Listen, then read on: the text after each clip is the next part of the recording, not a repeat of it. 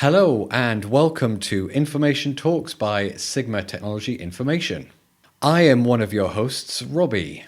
And I am another one of your hosts, Margot.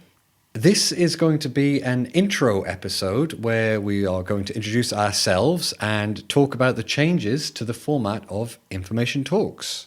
Exactly. And I suggest that we start with the introductions. So why don't you tell us a little bit about yourself, Robbie? Sure, my favorite topic to talk about. Yes, I'm Robbie. I have worked most of my career as a business analyst. What is a business analyst? Good question, Margot.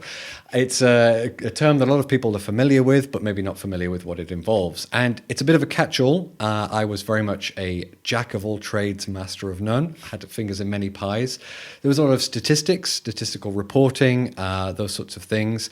And my favorite part of it was I did a lot of system implementation. So when there were new systems to be implemented, I would do the requirement handling and implementation, and often the training as well, which touches a little bit on your world. No spoilers.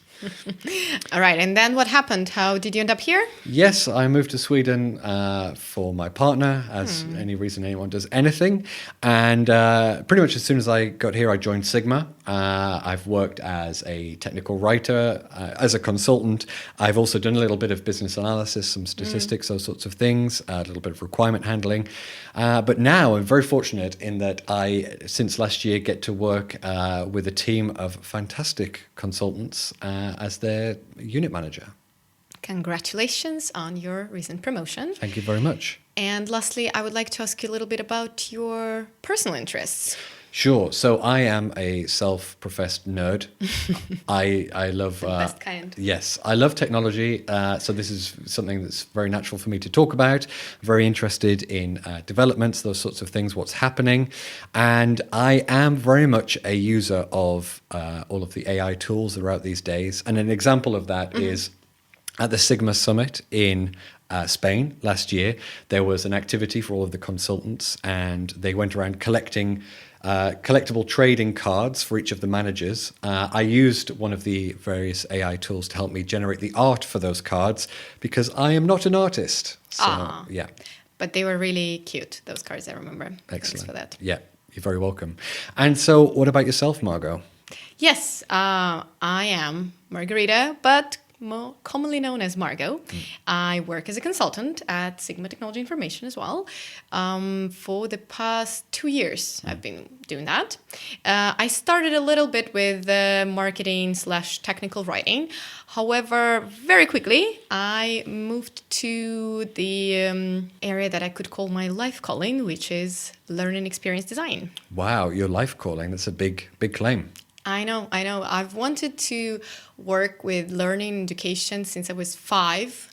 I proclaimed to my parents that I'm going to be a teacher. But boring, I know. But I really liked helping my classmates at school, explaining, structuring, clarifying, And I also feel like I really liked inspiring people to grow and to learn things. So I started working as an English tutor to a neighbor kid when I was 17. And since then, I've taught dozens of kids and adults, a lot of adults as well, who then got into international universities and got jobs where English was a requirement. So it was very rewarding, and Excellent. I loved that feeling. Excellent. So how has that moved on to what you're doing now? Yeah, so I moved from private to corporate education, which means teaching adults, and after that I moved to learn experience design and project management in that area. I worked for a consulting firm, educational consulting firm in St. Petersburg, where I managed, learning solutions for different companies, adults, and so on, and not only in English but in different areas. Yeah. So learning experience design, similar to business analyst, I feel like that's an expression or a phrase people might have heard, but what does that entail? Yeah, that's a good question. So I studied that here in Sweden, and that's why I came back here. It's basically how you design learning experience. And it's an umbrella term for anything from e-learning courses to AI chatbots to VR games to anything where a person learns something.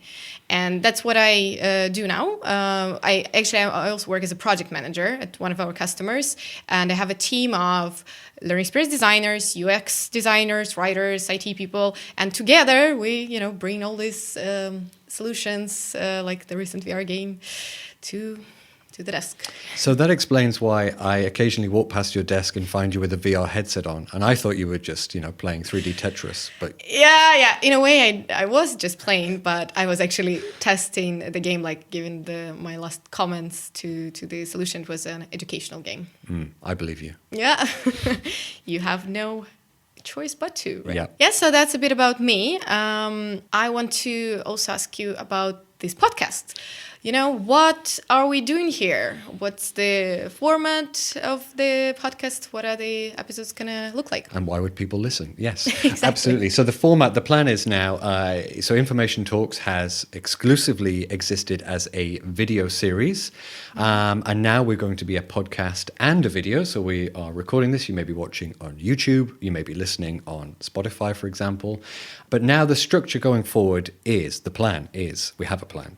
Of course. That each episode, each of us will bring an interesting topic, a development or a news story related to either product information, education technology, or just information technology in general, and hopefully blow the other's mind with the development, whatever it is, and we can have a conversation about it. And then the third thing we'll do is we will take a question or an interesting anecdote from a listener. We'll try to answer that question if we have the expertise to do so, or talk about it a little bit like a sort of a technology agony aunt, if you're familiar with that. No, I am not. So we're just here people can ask a question, and if we can answer it, we'll give it a go. Or if we cannot answer it, we will just mock it. Yes, we will point and laugh, yeah.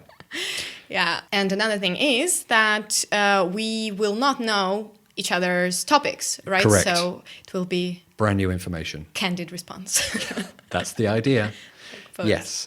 And the frequency, you asked. Please tell us. Yes, the plan is we'll release these once every 2 weeks, or fortnightly, if you want the posh word. Robbie would have said, unless I prompted me. Exactly. Yeah. Once every 2 weeks, we will aim to put one of these out in your feed. So please subscribe so you don't miss an episode. And most importantly, send us your questions, which is something you can do how? Great question. Contact details will be in the show notes. So if you're on YouTube, scroll down to the description. Or if you're on Spotify, check the episode description. Yeah.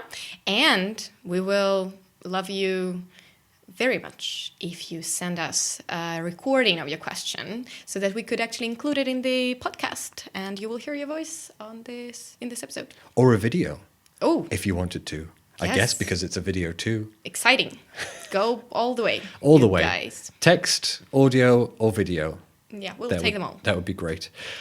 So that's a great place to end today's episode. Thank you very much for listening. Thank you. And remember, keep your ears open because information talks. Bye-bye. Bye.